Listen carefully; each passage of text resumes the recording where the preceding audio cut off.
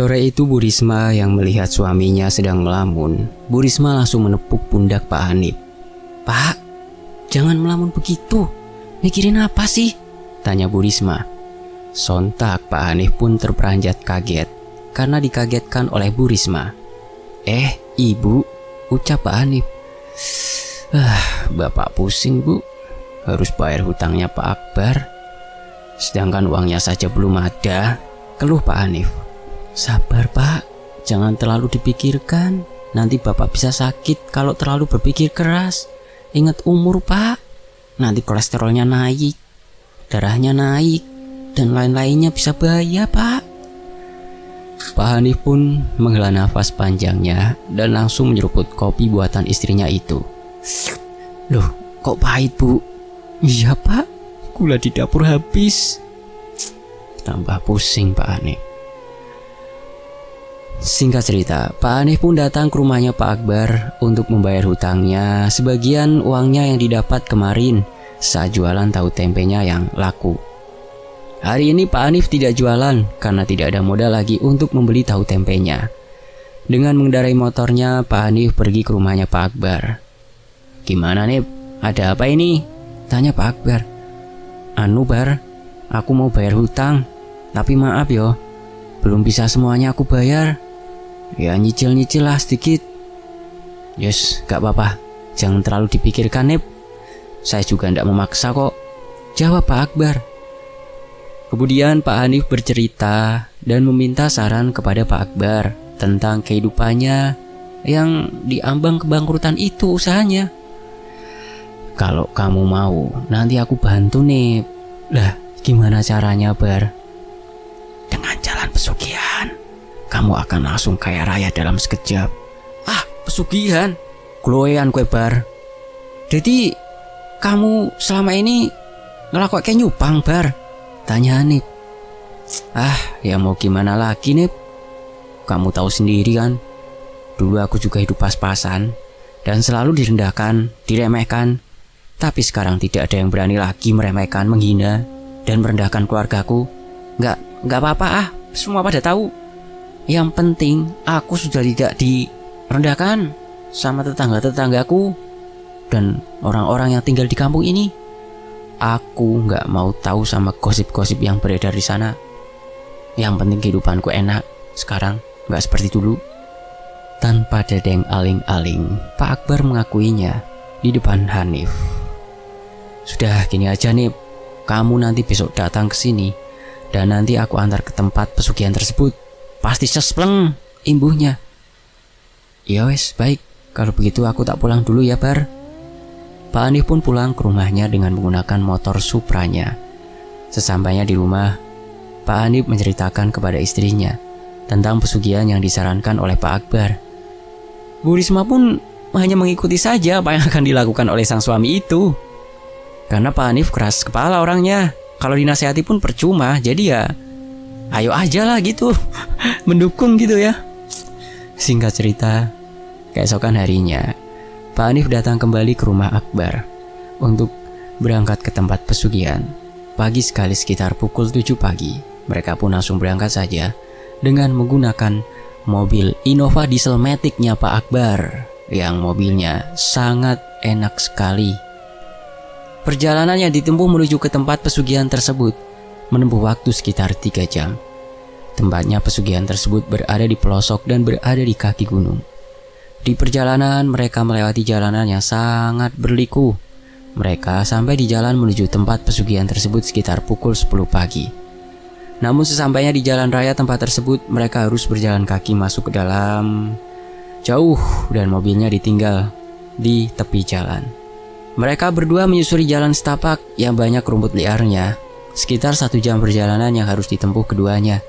Beberapa saat kemudian akhirnya mereka sampai juga di rumahnya Ki Bayan, sang kuncen, perantara, penyambung lidah kepada iblis yang akan bisa memberikan keinginan kekayaan, kejayaan, keberlimpahan kepada orang yang sudah buta hati dan semakin tersesat ke dalam kegelapan. Terlihat di depan rumahnya ternyata ada orang juga yang akan melakukan lelaku ritual pesugihan itu. Setelah menunggu beberapa saat, akhirnya Pak Hanif dan Pak Akbar dipanggil untuk masuk. Pak Hanif dan Pak Akbar langsung menceritakan tentang kedatangannya. Lalu Ki Bayan mengatakan kepada Pak Hanif soal keyakinannya untuk melakukan ritual. "Saya yakin, Bah. Sangat yakin," Pak Hanif bertekad. "Tapi kamu harus melakukan ritual ini itunya ya. Dimulai pada hari Kamis Wage," ucap Ki Bayan. "Baik, Bah, akan saya lakukan." Setelah ritual yang dilakukan, kemudian dia melakukan puasa yang disarankan oleh Ki Bayan. Puasa kunci supaya ditemui oleh sosok iblis yang akan memberikan dia kekayaan, keberlimpahan, dan lain-lainnya. Malam itu Pak Hanif diantarkan oleh Ki Bayan ke sebuah tempat, di mana tempat itu adalah tempat bersemayamnya makhluk tersebut. Dalam ritual di gua tersebut, Pak Hanif bercerita merasakan bahwa hawanya itu sangat ngeri sekali. Keringat dingin membasahi, bulu kuduk berdiri semua, dan ada terdengar suara-suara langkah-langkah kaki yang berat di belakang tubuhnya itu. Tapi di situ Pak Hanif katanya masih fokus bertapa sesuai dengan arahan Ki Bayan dan menutup kedua matanya supaya berhasil. Beberapa saat kemudian, sosok-sosok yang mengganggunya menghilang entah kemana. Dia pun kembali merasa tenang. Namun gangguan tidak berhenti di situ saja. Dia mendengar ada suara celeng yang berasal dari dalam gua. Pak Hanif juga mendengar ada suara wanita yang tertawa mengikik, membuat bulu kuduknya kembali berdiri. Semburat sinar matahari mulai muncul. Pak Hanif pun membuka kedua matanya dan segera kembali ke rumahnya Ki Bayan. Sesampainya di rumah Ki Bayan, Pak Hanif sudah dihidangkan makanan dan minuman. Saat itu Pak Hanif langsung menyantap makanan itu sampai habis, meneguk air putih dengan kendi sampai tandas. Masih ada ritual yang harus dijalankan Pak Hanif di rumah Ki Bayan. Ki Bayan pun sudah menyiapkan beberapa sesajen seperti kembang setaman, kemenyan, kembang kantil, dan lain sebagainya. Dan ini nih, syarat yang agak unik nih. Ki Bayan menyiapkan uang koin 100 rupiah. Kemudian kantong putih dimasukkan dengan 7 buah bunga kantil. Lalu diusapkan di atas kemenyan yang menyala. Sebagai catatan ya, uang koin 100 hanya itu ada jenis yang tertentu ya. Dan itu mendapatkannya agak susah katanya. Kemudian uang koin yang sudah dimasukkan di kantong putih dan 7 buah bunga kantil itu diasapkan di atas kemenyan yang menyala. Sembari Ki Bayan membacakan sebuah mantra dengan mulut yang berkumat kamit hingga beberapa kali. Dan tiba-tiba saja di dalam ruangan ritual itu ada angin kencang yang masuk ke dalam. Dan singkatnya ritual itu berhasil memanggil sosok yang akan memberikan kekayaan kepada Pak Hanif. Dan setelahnya ritual telah usai, yang di rumah Ki Bayan ini, kantong yang tadi ada uang koin 100 perak dan kembang kantil putih 7 buah itu diserahkan atau diberikan kepada Pak Hanif. "Simpan kantong ini di dalam saku saat kamu akan membuka lapak dan bacakan mantra ini." "Baik, Mbah, saya mengerti," jawab mantap Pak Hanif, yang di dalam pikirannya, pasti akan laris manis dagangannya dan uang berlimpah dan bisa melunasi utang-utangnya. Ingat, bunga kantil yang ada di dalam kantong itu ganti setiap malam 1 suro, dan uang koin itu cukup dicuci dengan menggunakan air jeruk nipis. Mengerti kamu? "Baik, Mbah, mengerti. Matur nuwun. Kalau begitu saya pamit pulang dulu, Mbah," jawabnya senang. "Oh ya, ini tanah kuburan yang sudah saya bacakan mantra. Taburi pada lapak lainnya. Kalau bisa, yang menurutmu menjadi saingan beratmu, taburi saja tanah itu." "Baik, Mbah." Pak Hanif pun menerima tanah kuburan itu dan membawa kantong yang sudah dibacakan mantra-mantra oleh Ki Bayan. Singkat cerita, setelah beberapa hari dan saat Pak Hanif akan menggelar dagangannya di hari pertama setelah melakukan ritual di tempat Ki Bayan, Pak Hanif mengantongi kantong yang berisi bunga kantil dan uang koin. Selalu dibawa tuh, kayak menjadi jimat gitu ya. Sebelum membuka lapaknya, Pak Hanif membacakan mantra yang sudah diberikan oleh Ki Bayan. Kemudian Pak Hanif mulai membuka lapaknya, dan kantong itu selalu dipegang, disaku oleh Pak Hanif. Dan benar, hari itu benar-benar banyak sekali pembeli yang datang ke warung lapaknya, lapak tempe tahunya gitu, sampai kewalahan melayani para pembeli. Untungnya saat itu Bu Risma di lapak membantunya. Suatu ketika usaha yang dijalani oleh Pak Hanif, yaitu usaha tahu tempenya yang dijual di pasar, sangat laris manis dan banyak penjualnya, sehingga kehidupan keluarganya Pak Hanif berangsur-angsur tercukupi dan berlimpah tanpa kekurangan apapun. Pak Hanif ini juga punya 3 anak ya, semua anaknya laki-laki. Anak pertamanya sebut saja bernama Bisma yang bersekolah di SMA kelas 1. Anak keduanya berkisar duduk di kelas 2 SMP. Sedangkan anak yang terakhir masih duduk di sekolah dasar kelas 4. Kita flashback sebelum Pak Hanif menggunakan pengelarisan. Setiap paginya Pak Hanif berangkat ke pasar dengan membawa tahu dan tempenya untuk dijualnya di pasar. Terkadang juga istrinya Pak Hanif, Bu Risma, membantu Pak Hanif di pasar. Pak Hanif sudah merintis usaha jualan tahu tempenya sekitar 4 tahun. Selama 4 tahun ini tahu tempe yang dijual Pak Hanif sudah banyak pelanggan yang datang untuk membeli. Waktu itu di pasar penjual tahu tempe masih jarang, hanya 2 penjual yang lain saja, yaitu Pak Hanif dan salah satu pedagang yang lain. Karena pasar itu juga baru dioperasikan saat itu, jadi masih jarang pedagang yang berjualan di pasar tersebut. Namun setelah pasar tersebut sekarang sudah dikenal oleh masyarakat terdekat, banyak pembeli yang berkunjung ke pasar. Para pedagang yang lain dengan jualannya yang berbeda-beda untuk mencari rezekinya berjualan di pasar tersebut.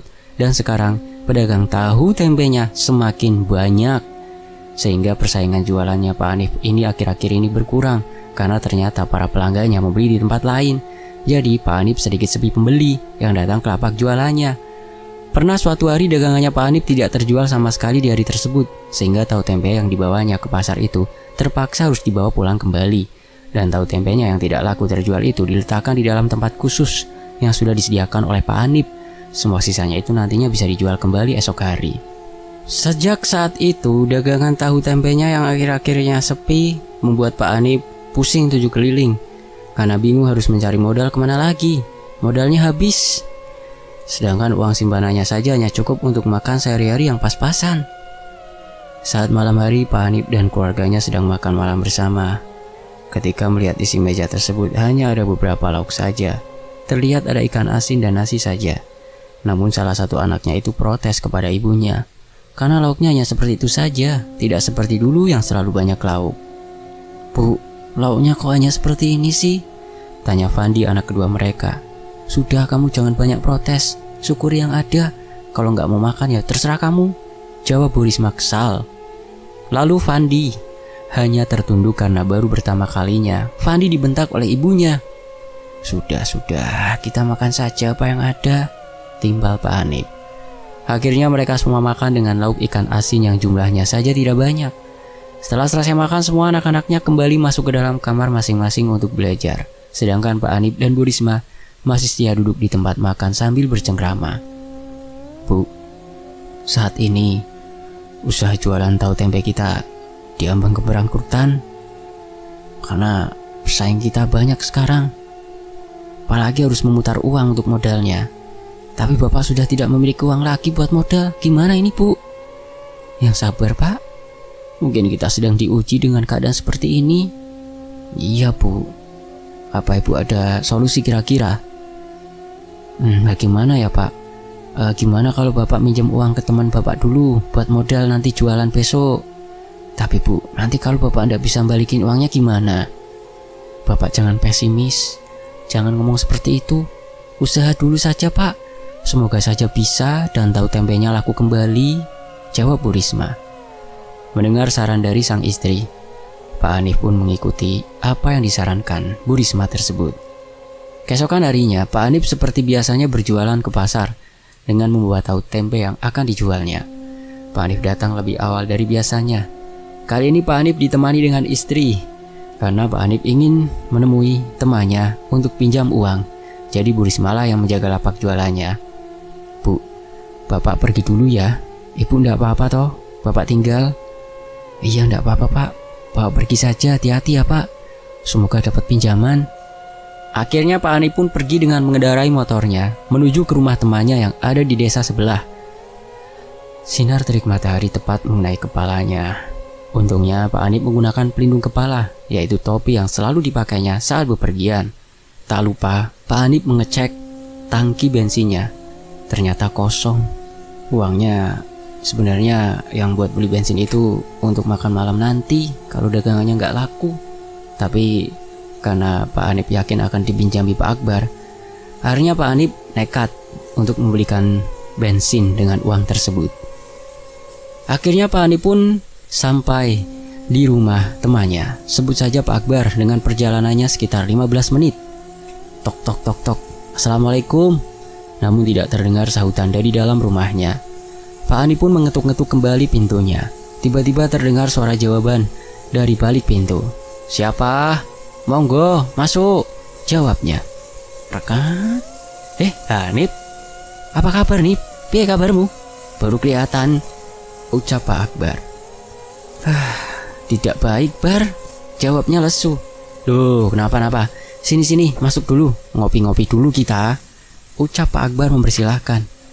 Akhirnya Pak Hanif pun duduk di ruang tamunya. Mereka saling bercengkrama, dan tiba-tiba ada istrinya Pak Akbar datang dengan membawakan 2 cangkir kopi. Silahkan diminum, ucap istri Pak Akbar mempersilahkan. Ya, terima kasih, jawab Pak Hanif. Pak Hanif langsung membuka pembicaraannya. Apa maksud kedatangannya ke rumah Akbar? Jadi gini Bar, jualanku sepi, saingannya semakin banyak. Aku sedang diambang kebangkrutan, dan aku bingung harus mutar modalnya. Sedangkan uang pun tinggal beberapa saja untuk makan sehari-hari ke depan. Pas-pasan Bar. Maksud kedatanganku ke sini, aku mau minjem uang buat modal sama kamu Bar. Kalau kamu berkenan untuk meminjamkan uang. Jelas Pak Hanif memelas. Aku turut prihatin Yonip atas masalah yang kamu hadapi. Kamu butuh uang berapa? Iya, buat putar modal ya sekitar 10 juta Bar, jawab Pak Hanif.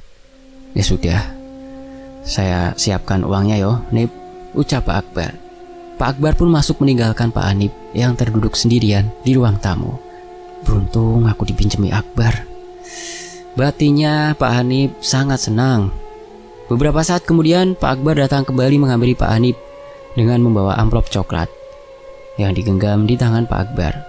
Lalu amplop itu diberikan kepada Hanif. Ini Nip uangnya, kamu pakai saja. Gak usah pikirkan untuk mengembalikan uang ini, ucap Pak Akbar sembari memberikan uangnya kepada Pak Hanif. Aduh, terima kasih Bar. Nanti aku pasti akan kembalikan kok, janji Pak Hanif. Setelah menerima uang dari Pak Akbar, Pak Hanif pun langsung pamitan pulang kembali ke pasar. Memang temannya Pak Hanif itu orangnya hidup berkecupan dan bisa dibilang kaya raya. Rumahnya saja sangat, ya bisa dibilang mewah lah untuk ukuran orang desa, dan ukurannya besar dan luas. Serta seisi perabotan rumahnya saja terlihat harganya mahal semua. Serta di garasi rumahnya terdapat mobil-mobil dan kendaraan lain yang mewah. Jadi ya Pak Akbar tidak akan keberatan dipinjam uang 10 juta karena mungkin menurutnya uang 10 juta itu kecil baginya. Pak Akbar meskipun sudah kaya raya, namun beliau tidak sombong dan mau membantu temannya yang kesusahan. Sepulangnya dari pasar, Pak Hanif langsung mampir untuk membayar hutang serta belanja tahu tempe lagi. Karena tahu tempe yang disimpannya minggu lalu sudah banyak yang busuk, entah kenapa. Hari berikutnya Pak Hanif jualan di pasar sendirian dan berharap hari ini jualan Pak Hanif habis tak tersisa. Waktu demi waktu, jam demi jam, detik demi detik, Pak Hanif menunggu lapak jualannya sampai barang dagangannya dikerubuti lalat. Pak Hanif duduk termenung dengan mata yang mulai sayu karena rasa kantuknya. Tiba-tiba saja beberapa saat kemudian ada seorang ibu-ibu yang datang ke lapak dagangannya. Dan ibu-ibu itu membeli beberapa tahu tempenya. Dan setelah itu Pak Hanif pun kembali pulang dengan hasil yang kurang. Dan kembali tahu tempenya dibuang begitu saja. Modal semakin menipis dan dia semakin pusing gimana caranya untuk bisa bertahan berjualan tahu tempe lagi. Ya seperti itulah kehidupan Pak Hanif dan istri saat sebelum melakukan pesugihan. Setelah Pak Hanif nekat melakukan pesugihan pengelarisan tersebut, dia sekarang sudah menjadi kaya raya. Bahkan usaha tahu tempenya sudah bercabang di mana-mana dan sudah punya pabrik tahu tempenya sendiri. Rumahnya juga sudah direnovasi. Apapun yang istri dan anaknya minta selalu dituruti. Namun semenjak menjadi kaya raya, hidupnya malah tidak tenang. Karena Pak Hanif harus melakukan ritualnya dan menggantikan koin yang ada di dalam kantongnya.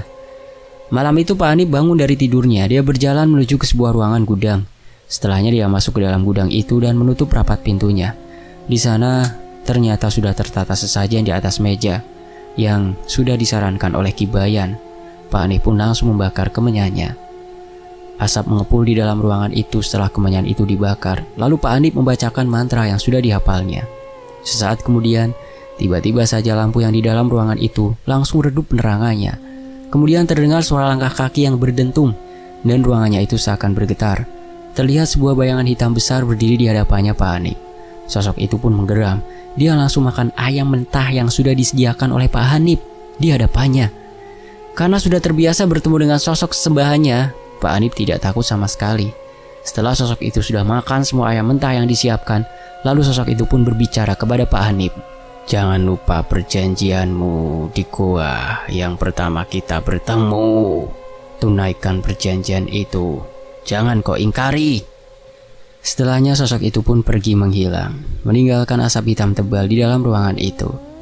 Usai selesai melakukan ritual, Pak Hanif duduk santai sambil memikirkan siapa yang akan ditumbalkannya nanti. Karena di dalam perjanjian tersebut ada tumbal yang harus diserahkan. Di sisi lain, seperti biasa di pagi harinya Pak Hanif membuka lapak dengan membacakan mantra terlebih dahulu dan menyimpan kantong itu di saku celananya. Di lapaknya sudah dibantu beberapa karyawan. Pak Hanif ke situ hanya membacakan mantra dan tak lupa mengantongi jimatnya, yaitu kantong putih yang berisikan bunga 7 kantil dan uang koin 100 rupiah.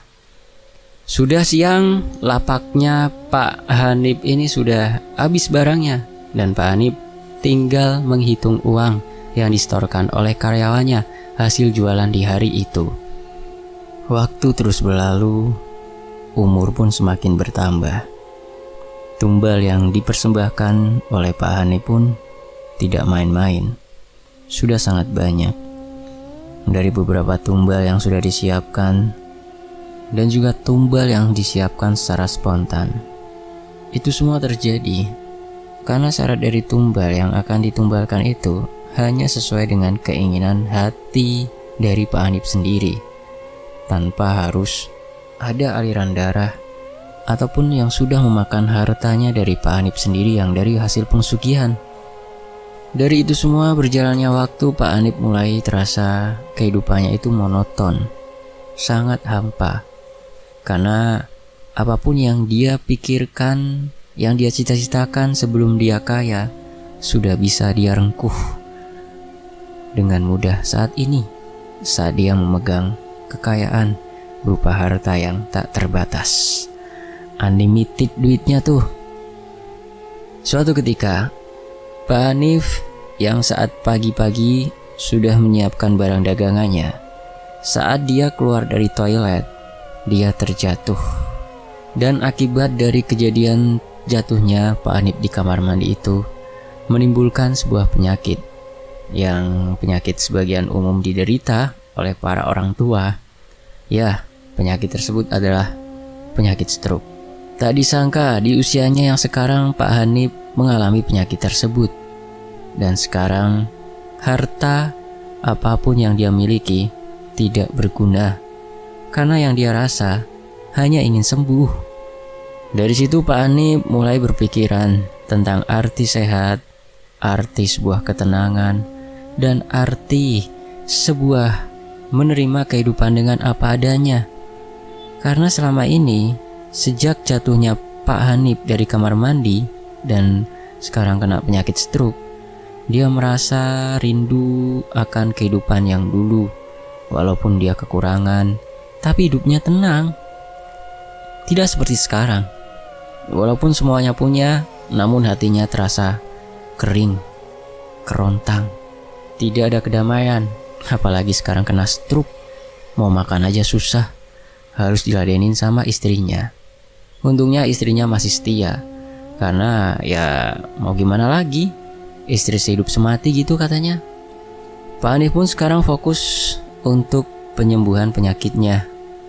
Bahkan Pak Hanif ini sampai merogoh kocek yang begitu dalam untuk kesembuhannya.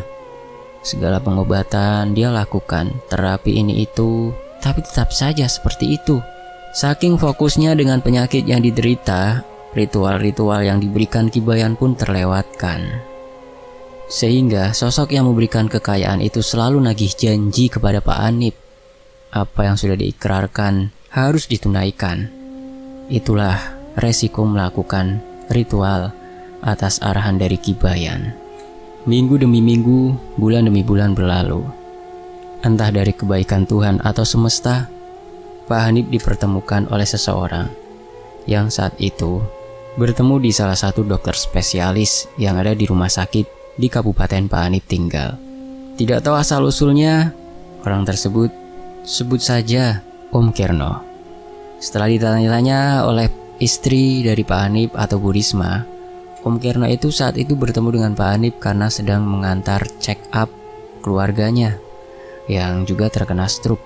Dan alhamdulillahnya check up itu hanya untuk menanyakan apakah ada peluang stroke atau tidak. Dan ternyata hasil check up-nya itu bersih, clean, sudah tidak ada gejala-gejala stroke dan yang lainnya. Dari situ Om Kerno menyarankan untuk melakukan pengobatan alternatif saja yang ada di selatan kabupaten yang Pak Hanif tinggal. Bu Risma pun tertarik dengan usulan dari Om Kerno ini. Akhirnya mereka pun bertukar nomor handphone dan janjian nanti akan dijemput Om Kerno dan akan diantarkan ke pengobatan alternatif tersebut. Singkat cerita, hanya dalam waktu beberapa hari saja setelah ketemu di rumah sakit, Om Kerno pun langsung menjemput Pak Hanif di rumahnya. Setelah sampai di tempat orang yang pinter atau yang tahu dengan pengobatan tradisional tersebut, melihat Pak Hanif ini itu beda dari orang-orang yang telah terkena penyakit stroke. Dari situ, sebut saja Pak Basri menanyakan tentang penyakit yang diderita oleh suami dari Bu Risma. Bu Risma pun menjawab dari awal pertama dia jatuh sampai dengan sendirinya Bu Risma mengaku telah menyimpang dari agama yang dia anut. Entah bisikan dari mana sampai Bu Risma bisa mengakui di depan Pak Basri. Pak Basri pun berusaha untuk melepaskan tali perjanjian dengan makhluk yang bisa memberikan Pak Hanif kekayaan juga dengan Bu Risma. Namun tidak dilakukan di hari itu. Ada jeda beberapa hari yang harus disiapkan oleh Pak Basri. Hari berganti, waktu yang ditentukan pun tiba. Om Kerno dan Bu Risma tidak mengantarkannya ke tempat Pak Basri lagi. Karena di hari itu Pak Hanif diantarkan oleh orang kepercayaannya, yaitu karyawan yang memegang atau sebut saja tangan kanannya Pak Hanif. Prosesi pun berjalan. Setelah beberapa lama, Pak Basri mental, tak kuat melepas perjanjian ikatan tersebut. Karena kata Pak Basri, yang bisa melepas ikatan tersebut hanya nyawa.